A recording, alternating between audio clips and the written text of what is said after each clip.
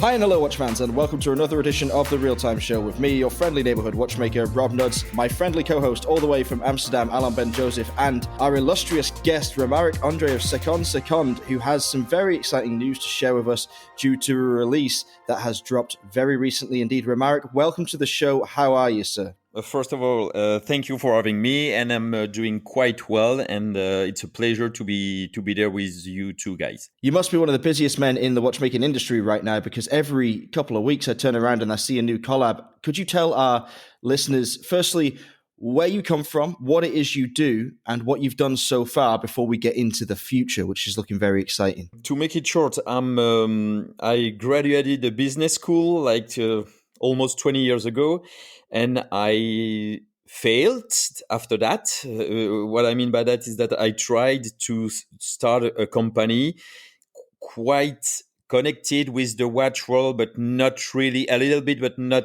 totally.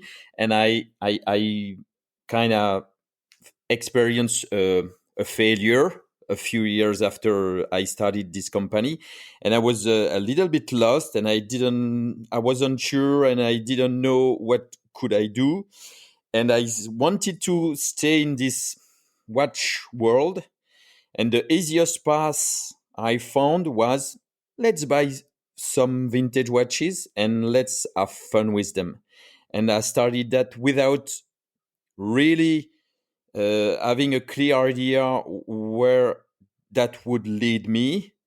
But playing with vintage watches got me some attention and gave me more ideas to develop my, let's say, universe. And after that, some brands started to come to me and to suggest that we could make collabs. And then my style kind of straightened, and I was like, let's play not only with vintage watches, but let's play with modern watches too. And here I am. So for our listeners that don't actually know what it is you do and what you bring to these collaborations, could you just explain what the real unique selling point of Seconde is and why you're unlike any other collaborator in the watch industry? At the beginning, it was really a personal approach. Playing with, I don't really like the word playing, because I try to do something with some sort of sense. I try to work thoughtfully. But let's say I'm playing with vintage watches, and at the beginning, because I didn't really feel super confident about my work, I was like, let's just swap the seconds end. So I wanted the thing to be super small, super discreet.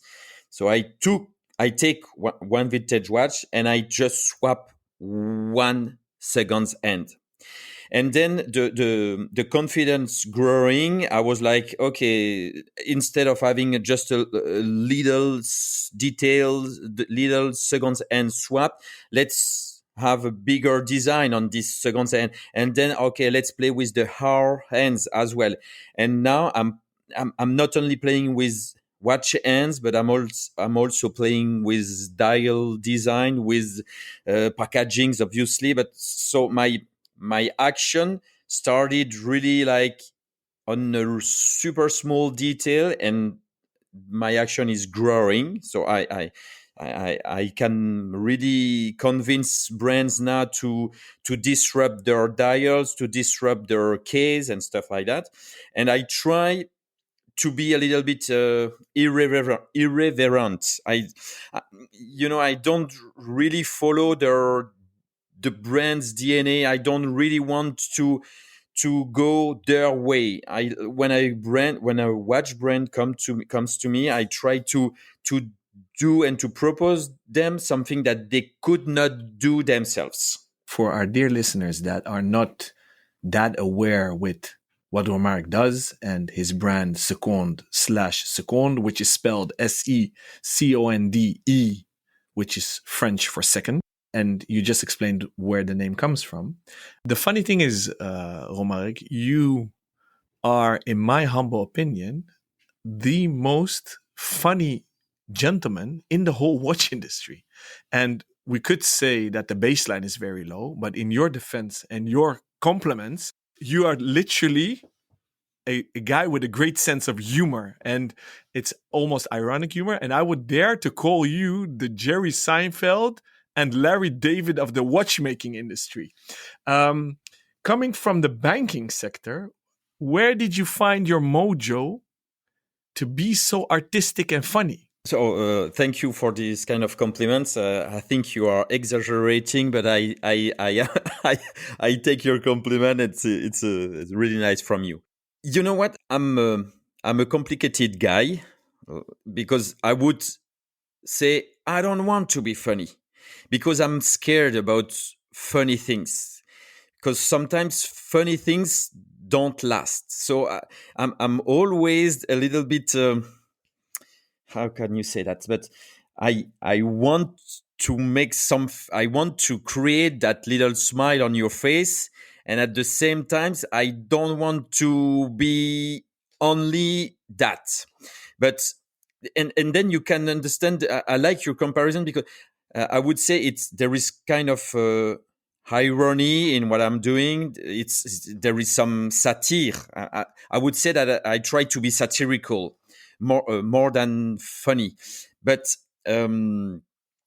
where does that come from? I don't think you learn how to be ironical, or that's the way I am, I guess, in my life.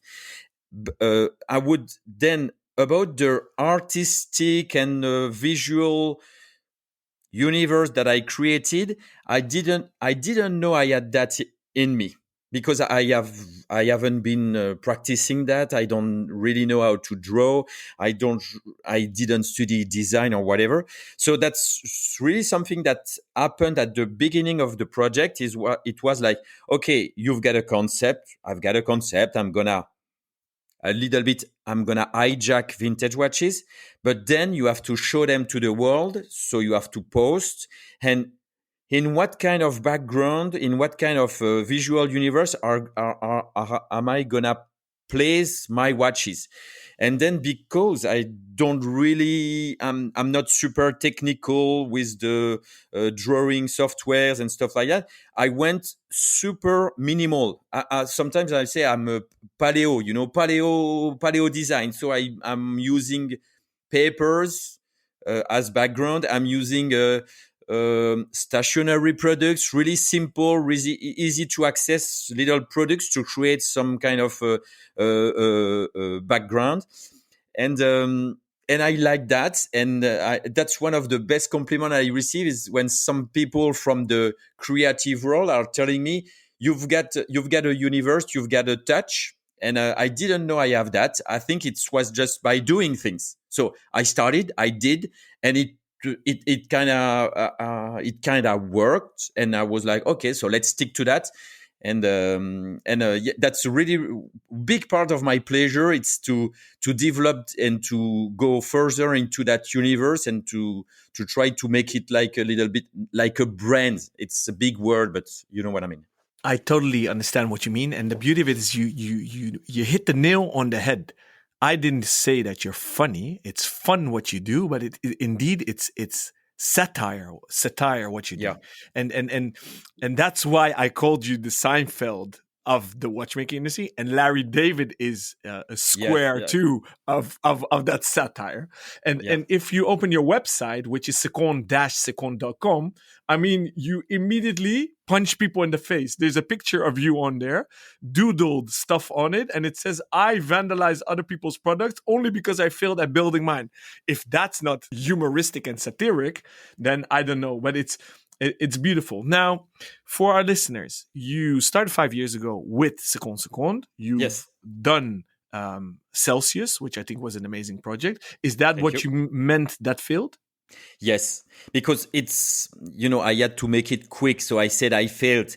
But you know that in every failure, you can find really some success spots.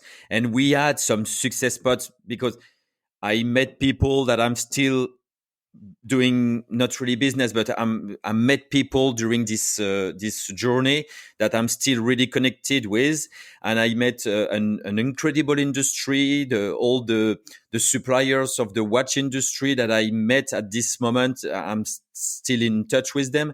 So, and we, for example, we have been raising money for this project. So we had some little success, but at the end of the day, the company failed. But yes, that's the story I was mentioning previously. Yes. What I also saw on your website, which I love, is you state there that Seconde is an independent brand. It is not sponsored by, associated with, or affiliated with Patek Philippe, Rolex, Omega, or any other great and adorable manufacturer in any way.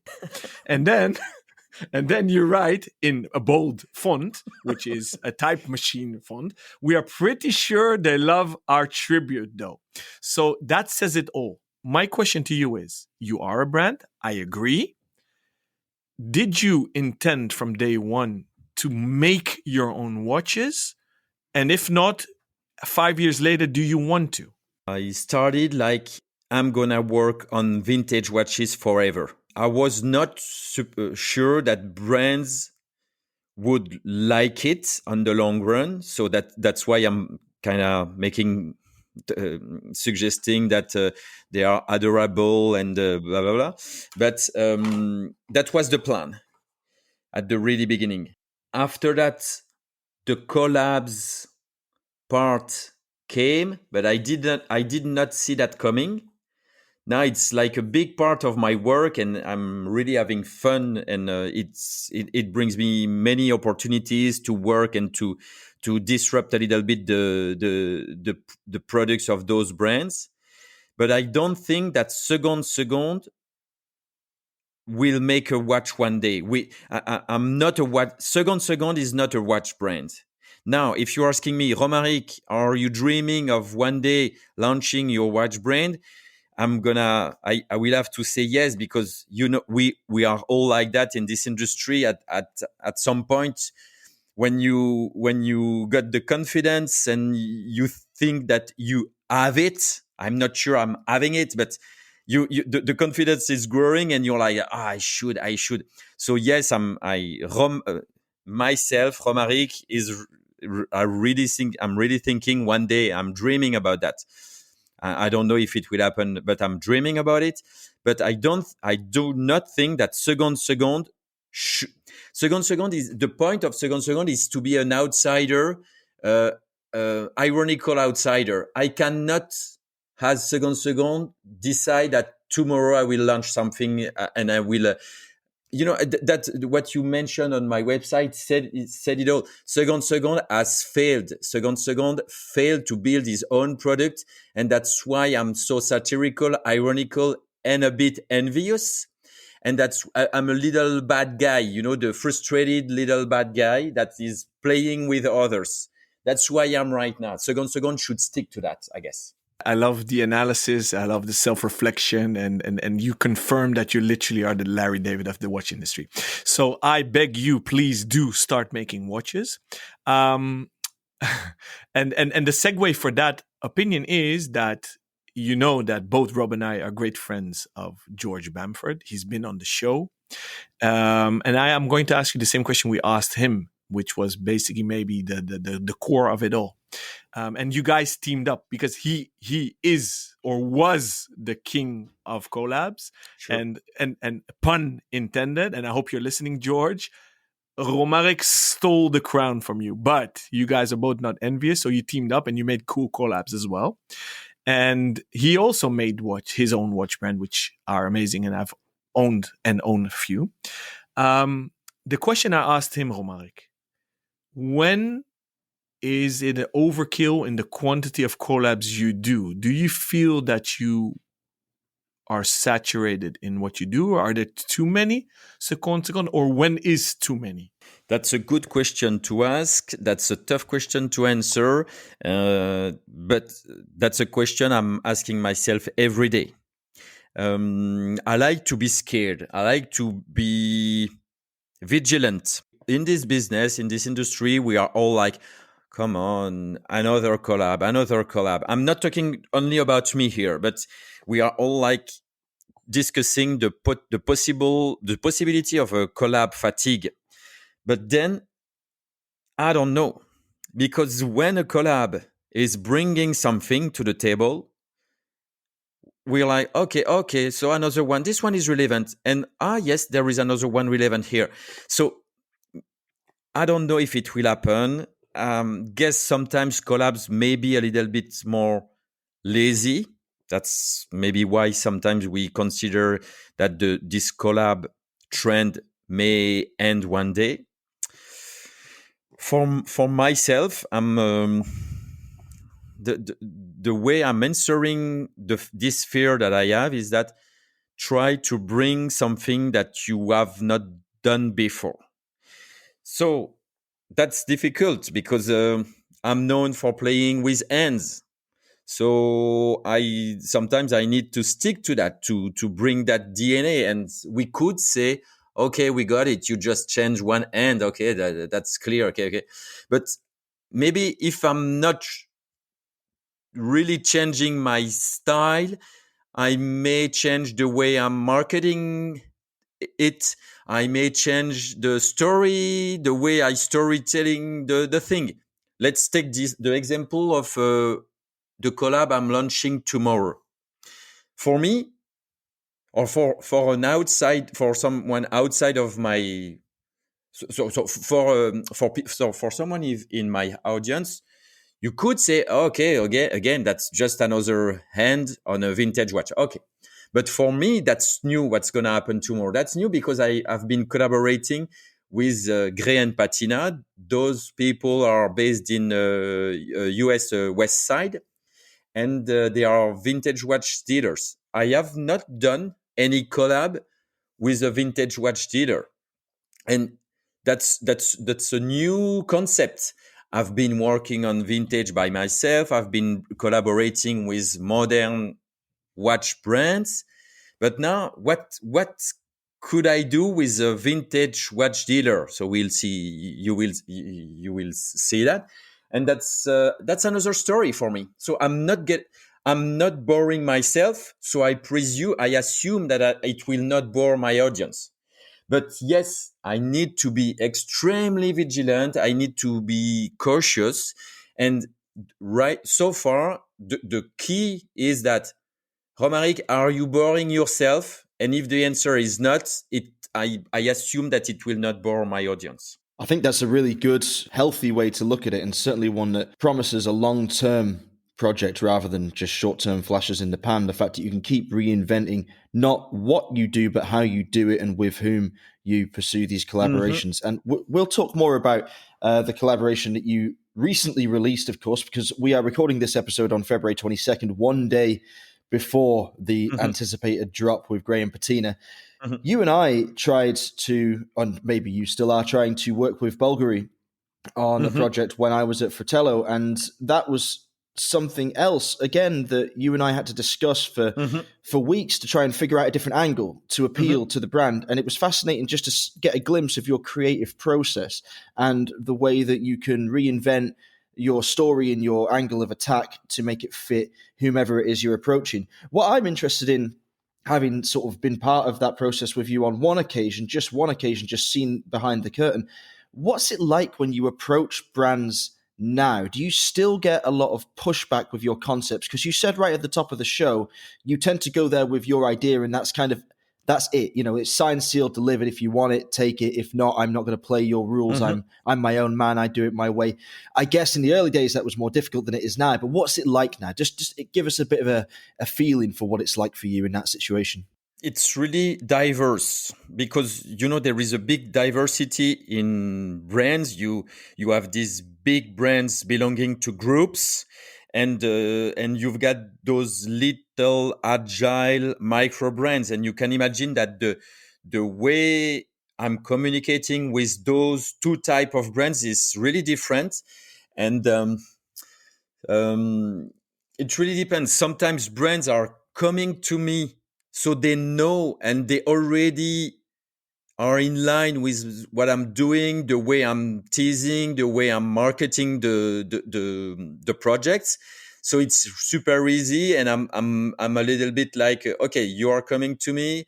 Just know that I'm not gonna go your way, I'm gonna be satirical, ironical, so you may not like the first, second, or third ideas I will propose to you.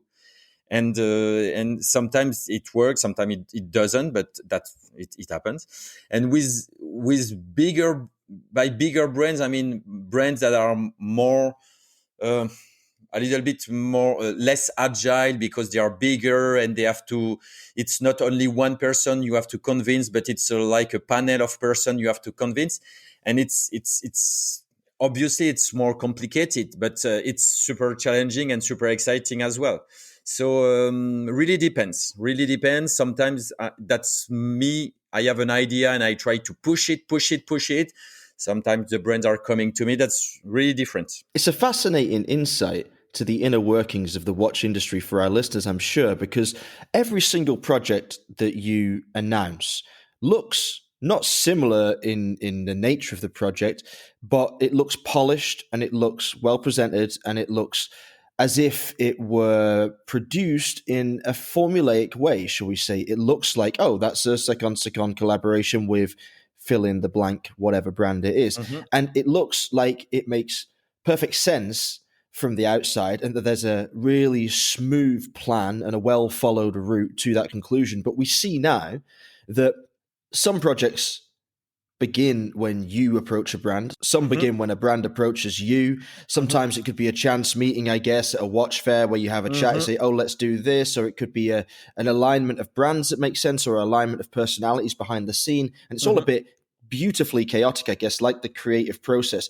And talking of that creative process, in my opinion, you have the finest Instagram channel in existence. Now, it's not normally my way to blow smoke up our guests behind, but I will say this for you, I do think it is absolutely top draw. It's really, if I were to follow one Instagram account, it would be yours, because I'm just mesmerized by the artwork, the almost daily artwork. How long do you spend on each of those posts? Thank you, Rob. I really appreciate the compliment. It really depends. I told you before that I'm really not good. For example, I barely know how to work on Photoshop. I barely know how to work on Illustrator.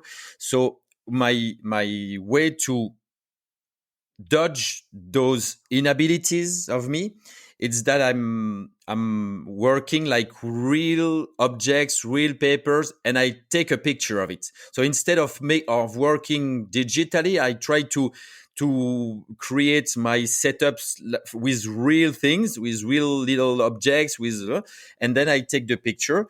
And it really depends the concept and the idea. It can take like 3 hours to make one post, and sometimes it takes 10 minutes. So it really depends. And but it's all about creativity. It's sometimes it kicks the creativity kicks in during the morning or just before going to sleep and stuff like that. And I'm really doing it like without expectations, and that's something I just need to do it. Sometimes it's complicated with my family life because my wife just I disappear.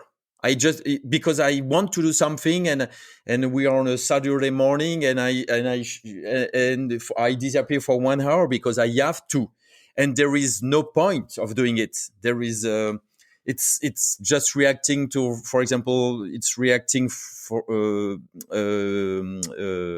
a news, or I don't know. That's something I have to do. And I'm posting that without expectation, and I think that's the healthiest way of posting things. I'm not like, oh, I should post that because maybe it will tease. So I like to post things without expectations. Then sometimes there is expectation. For example, I'm teasing since a few days. I'm teasing the collab that will be launched on the 23rd. And yes, that's something more calibrated. That's something that I was like, I have to tease. So there isn't some sort of expectation here. But I don't want to do that all the time. Sometimes I really want to post things that are just crossing my mind, and I need to express. So again, that's a way to express myself, and that's why I really like it. You very clearly alluded to the difficulties sometimes of being a creative individual and having a normal human relationship. Suddenly disappearing on a Saturday morning to follow a creative whim is perfectly understandable to you and to people whose brains work in the same way as yours, or similar at least. But to others, it can be quite maddening. Do you think, honestly, and I mean this like I'm sure you think about it a lot, I know I do personally as well, do you think you're easy to work with? Um, I don't think so. I'm not. Um, I think sometimes people don't understand. Some people I'm working with don't really understand that everything is important for me. For the small, sometimes small details that really are small details that 90% of population would not care about, it becomes super important for me. And it's really hard to explain that because the rational is in favor of those 90% of people. Those details are not important. They are. It's stupid to allocate time and energy on those details. It's not the you know the return is not there. So that's stupid. But then that's how I work. So I have to explain my stupidity, and sometimes you have difficulty to explain how stupid you are. It's like, yeah, I want to spend 3 hours on that because I would feel better. And that's, you look stupid explaining how stupid you are. So you don't say. And when you don't say, when you don't explain, when you don't tell, you keep the frustration for you. And then at some point it's like, oh, but you don't understand myself, blah, blah, blah, blah. And you end up looking like a diva. But I'm not a diva, and I cannot be, obviously, I mean, I cannot play the diva. But it may look like that from the outside, because it's just, how do you say, in French, perfectionism. I don't know how do you say that in English, but you allocate time and energy, and because I've been doing that for 5 years now, I think subconsciously I'm like, it's because I'm looking at details that my project is working. So I'm like, oh, maybe that's my secret sauce. So I don't want people to tell me that I should not care about those details. But if you look at those details separately, that's for sure they are not relevant. They are not. There is no return, and that's stupid. But I think I think I gave. I answer your questions. I may look weird sometimes from the outside. I think anybody that tells you to not care about those details is not somebody that could ever do what you do. I think that is what makes you who you are, and those little details, even the ones that are unseen sometimes, just the way that a hand would fit to a pivot, those things are important, and the way a hand is made, or who makes it, or what Pantone of ink to use, or what type of ink, or all these little tiny things. The guy that's controlling the bottom line in a company will never understand those things, and he'll always try and get you to change. But you obviously have a great sense of self and a great self-belief and a belief in your vision, all of your visions. Of course, there are many. And that's a wonderful thing to see. So I would say never, ever, and I don't think you need me to tell you this, obviously, but never, ever lose it. I mean, it's something that we all appreciate seeing, and sticking to your guns in the face of some pretty powerful companies there, and getting them to do exactly what you want them to do is always thrilling for us on the consumer and analytical side of the industry. Talking of details and focusing in specifically on what it is that you have done for the most part of your career thus far, and that's working with hands, could you describe to our listeners the hand-making process and the difficulties you've met when it comes to finding people who can do what you want and also doing it in the small quantities that you often require? That's today. It's still a nightmare for me. That's crazy. I have difficulties to find to find suppliers that are able to and that want to work with me. You said it all, Rob. It's really a problem of quantity, because I'm working small batches only. That becomes a nightmare to find suppliers. To make ends, it's like you are hitting a plate of brass basically, and then you have to rivet the tube, and then you have the painting or the pad printing. So basically, you've got those 3 steps, and in France there is like one workshop that can do the 3 steps. In Switzerland, there are many more, but the prices are not the same. And when I'm collaborating with brands, usually I let them in charge of manufacturing everything. I'm acting like a creative director and stuff like that. I don't put my hands in the manufacturing with I'm doing collabs. But when I'm doing my hands on for the vintage watches, I have to take care of that. And I found, and I've been working with that workshop in France, but because of my so small quantities, they are not willing to take care of the 3 steps. They told me we are okay to do step 1 and step 2, but you will have to find somewhere else to print those hands, to paint those hands. And I'm still having difficulties to find people in France to do that. But I think I'm about to find an alternative, but it's difficult. I'm sure there are alternatives in Asia, and they are pretty good. And but that's right now. I want to. I think I don't know why, but I would like to focus on this idea of having my ideas here in France and try to work with people I'm shaking hands with and I'm talking with frequently. And I'm not ready to find suppliers too far away from me. But I'm sure they're good. But right now, I want to stick to France because I like the French narrative of my work.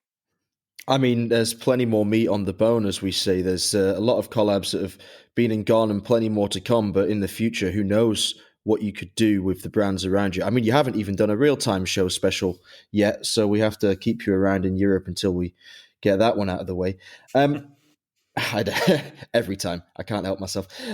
So we spoke about how many collaborations you've done already, but how many do you have lined up for 2023? Because we're pretty much at the start of a year now, and I think the first release of the calendar year is about to come tomorrow, and listeners to the show will already have heard the Gray and Patina release hit the internet and probably break it to some degree.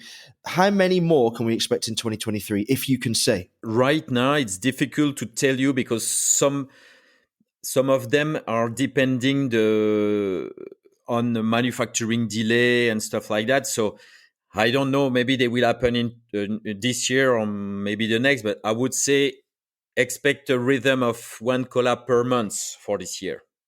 Is that sustainable for you? I mean, can you manage that? Like, how much effort does it take you at this point now when I guess each project is different again, because if it's one that you're doing on your own, like with a vintage watch, then there's a hell of a lot more effort than if you're operating as a creative director for a brand. But is it a comfortable schedule for you, or could you handle more? I can handle that rhythm.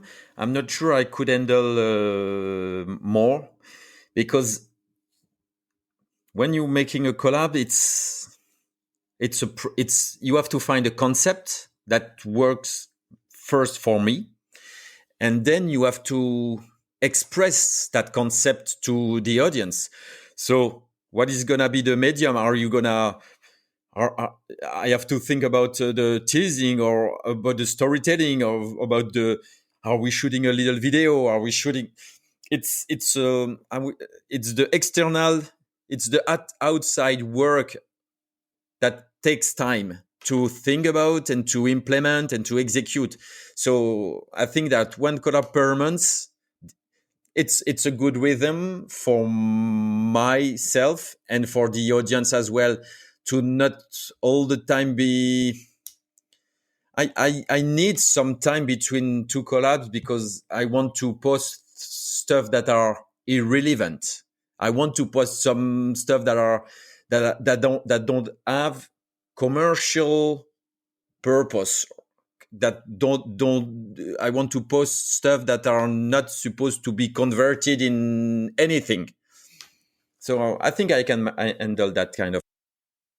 What a refreshing thing to hear. A brand that wants to have time for irrelevance. That's just a beautiful thing to consider. Nearly everything in the industry. It's true though, isn't it? Because it's also pointed towards commercialism, selling something, getting some ROI, blah, blah, blah. But, your brand is more than just the products it produces. It is a feeling and it is a cultural thing and a movement within the industry that I think a lot of people have grown to really cherish.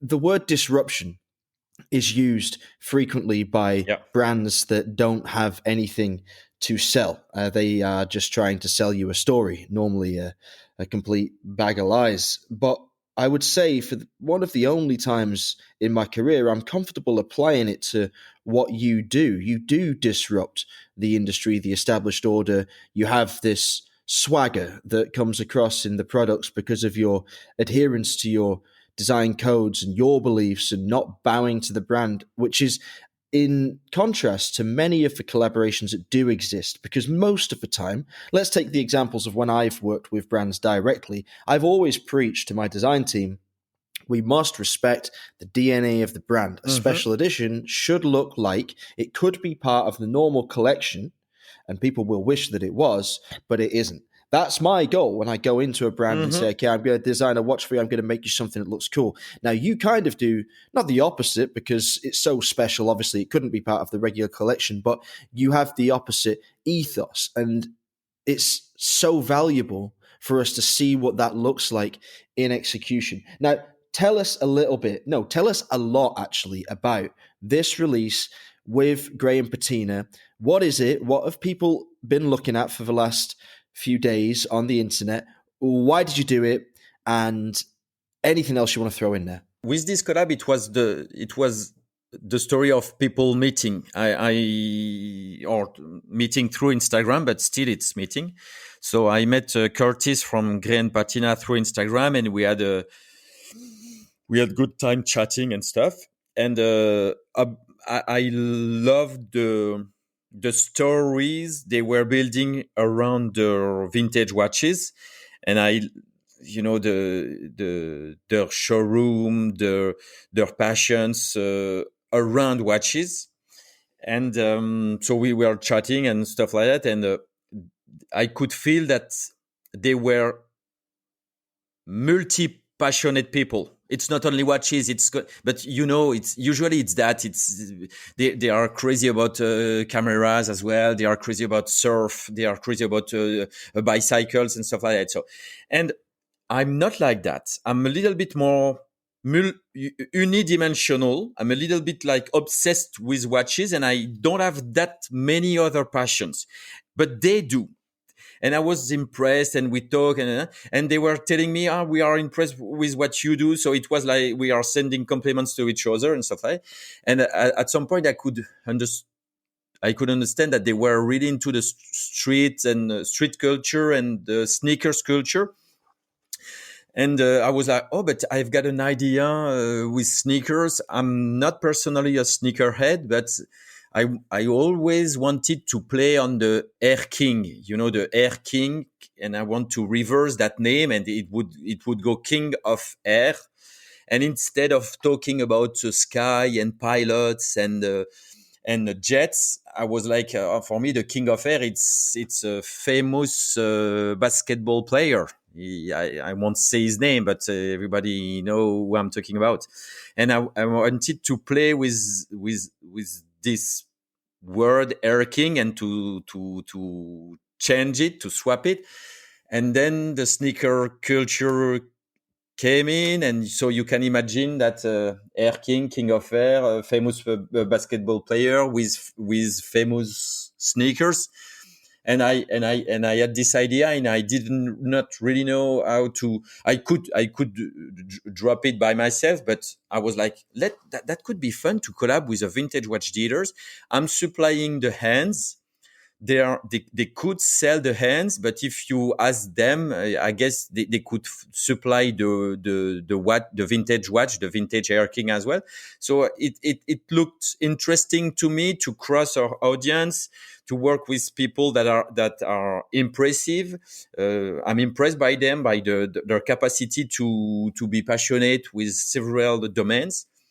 and it would be for me a first to do that. So I was quite excited, and I'm excited to drop it. Romaric, and I'm super excited as well because most of the listeners know that I'm a huge fan of sneakers, and the cornerstone of my collection are actually AJ1s. And you didn't want to mention the name, but that's why you're my bro, and I'm saying this sarcastically, streets culture style, because I, hands down, still think that MJ, Michael Jordan, is the GOAT, GOAT, the best of the best. Although I have a lot of respect for LeBron James. He won the record, or he captured the record of the highest score ever, and he's long not done. And he has a new dot on the horizon because he wants his son to join him in the NBA, preferably at the Lakers. So he's not done, and I think he'll manage to stay until his son actually gets drafted in the NBA. But I saw your pictures. I still don't know what the watch is looking like at this moment while we're recording this podcast. But please, Romaric, I need one. I don't know what you're producing. And when I saw your first post on Instagram, like Rob, it's entertainment for me in a positive sense, in an artistic way. I love your creations of art, not just the watches, but everything you do around it, the 360. I saw basketball. And then I said, I commented it to you, and that's how we started chatting also on Instagram. I'm like, dude, is the next one MJ? And you only sent me an emoji with a smiley face. So you still didn't answer my question. So today I posted my Nevada Grenchen collab that you guys did with our friends at Time and Tide Down Under.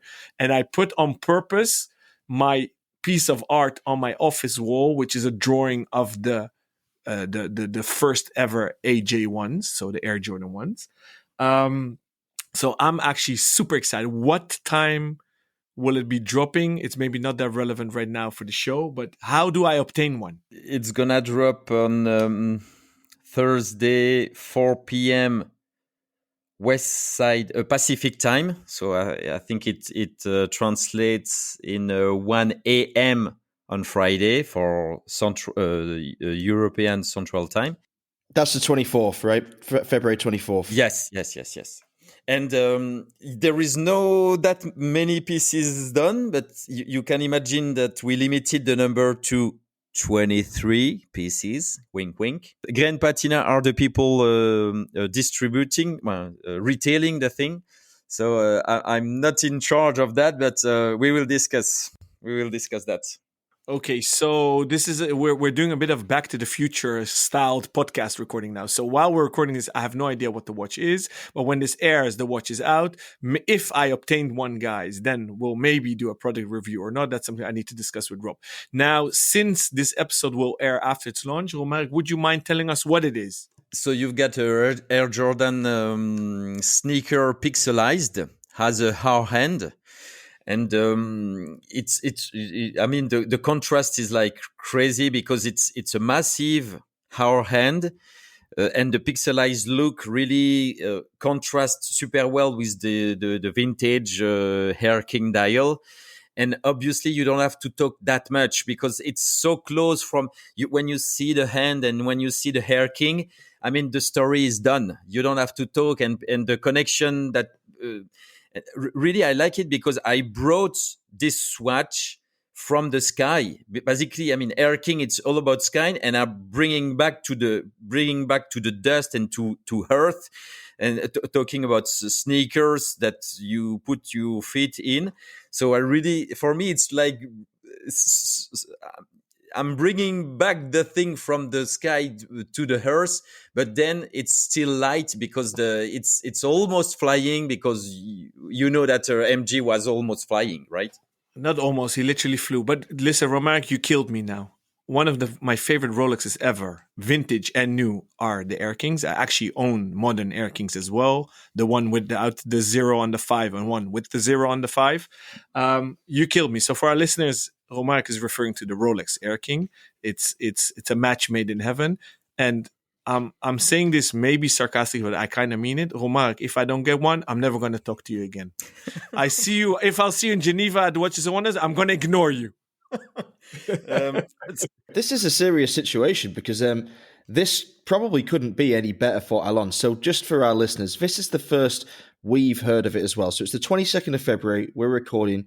We've been following Romaric's teaser posts. We've been guessing. We both figured it was something to do with Jordan because we're both basketball fans and fans of Jordan's as well. But we didn't know specifically what it was. And now to hear this for us, this is our live reaction.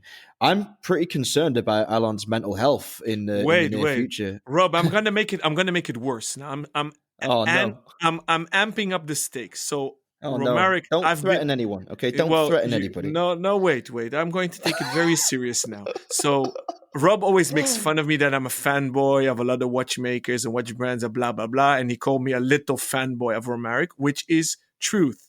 # truth. I'm a fanboy. Did I call you a little fanboy? I'm sorry. Yeah, you did. No, it's okay. Listen, you know what? I wear that tag with pride. Now I am. Yeah, I probably meant it. I am. And for the record, we can say it on air. I've been stalking Romaric on LinkedIn. He didn't accept my invitation. The first thing I said when we got backstage, I said, Romaric, why didn't you accept my LinkedIn invitation? So he said, I'm not active on LinkedIn. But for the record, I've been stalking him to do a collab with him. So if I don't obtain a Air Jordan 1 Air King, and this proves how much of a watch collector I am, I will let go of commercial interest of pursuing and persuading him to do a collab with me for commercial reasons. And then if I don't get that watch, I will never talk to Romaric again. It's been said on air. Mic drop. I went to this podcast with pacific intention, so please be nice with me. Okay, no, I'm kidding. No, but amazing. Again, I haven't seen it. Amazing. You make everything relevant. Now, since I want one, a question for you, Romaric. With the vintage pieces, I can imagine you don't keep one for yourself. Every collab that I create with Ace Jewelers or whatever, I always keep one for my private collection. Do you keep one, or what does your collection consist of, if I may ask? About the collabs I'm making, I cannot always keep one piece. That's interesting. I'm not a collector, but I'm not talking only about watches, but in my life, I'm throwing things away. I don't keep the drawing of my kids. I don't keep things. I'm really the one looking to the future, and I don't have really nostalgia of things. So I think it's part of the answer is that I don't keep one pieces of every collab I do, and sometimes I'm considering am I stupid? I should, because I could be proud of to show that later to some people, saying, look at all of those collaboration I've done. But that's the way I am. So I do have some pieces that are labeled prototypes.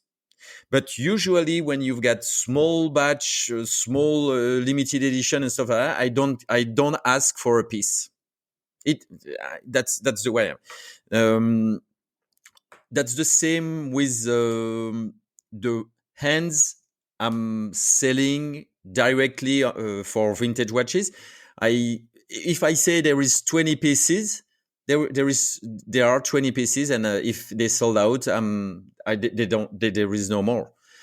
Or I've got the possibility maybe to redo one or two, or maybe I could be able, but that's not the plan.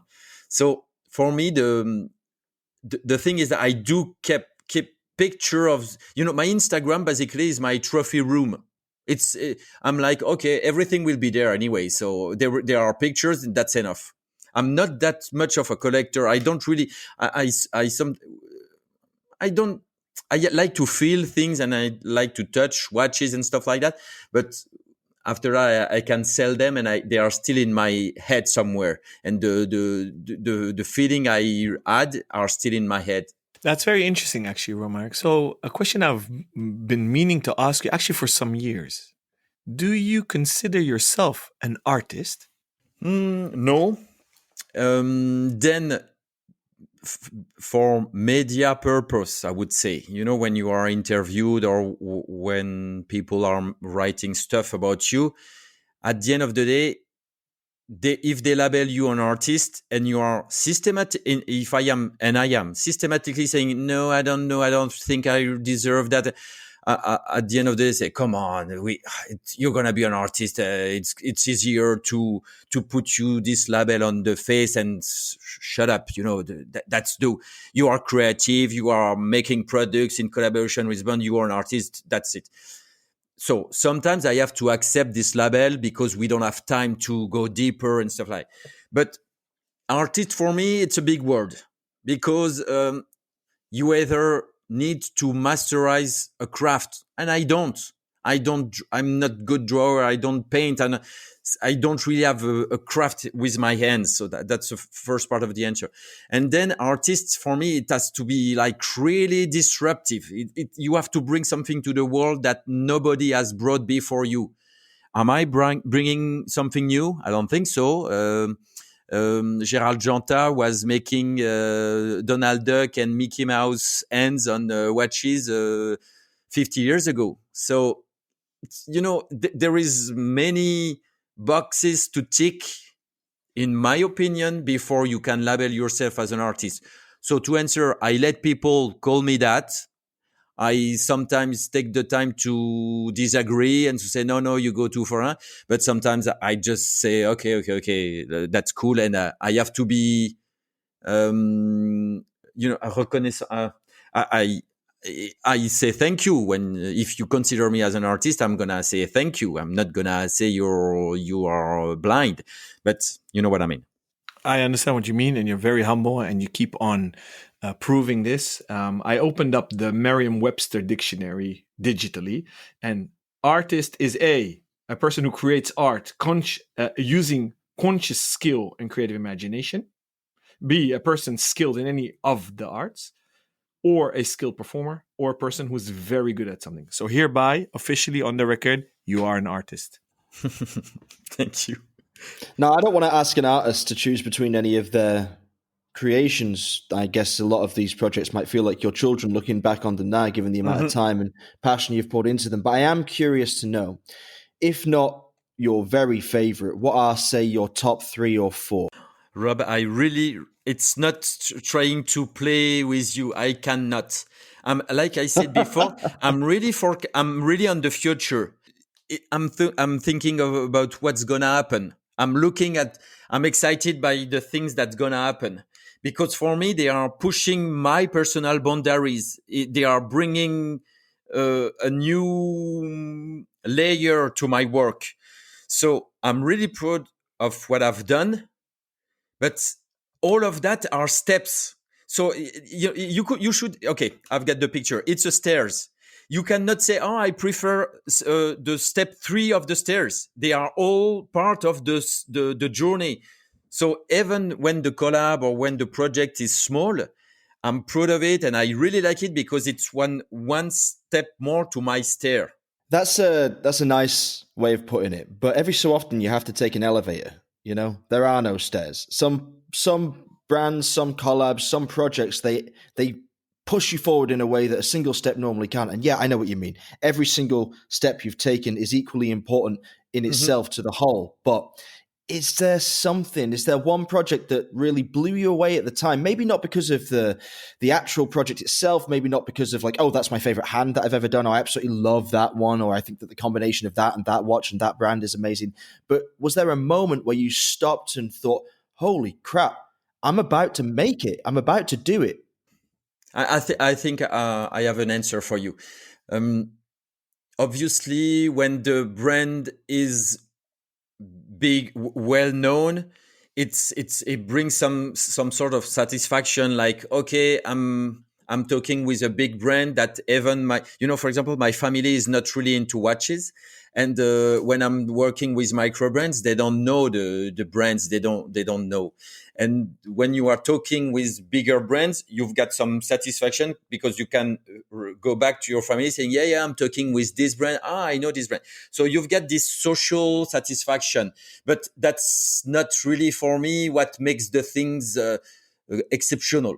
So I would go back to my first collaboration that was with Masséna Lab, the little watch lab created by William Masséna, because he made me realize that the collab thing could be a thing for me. I didn't know.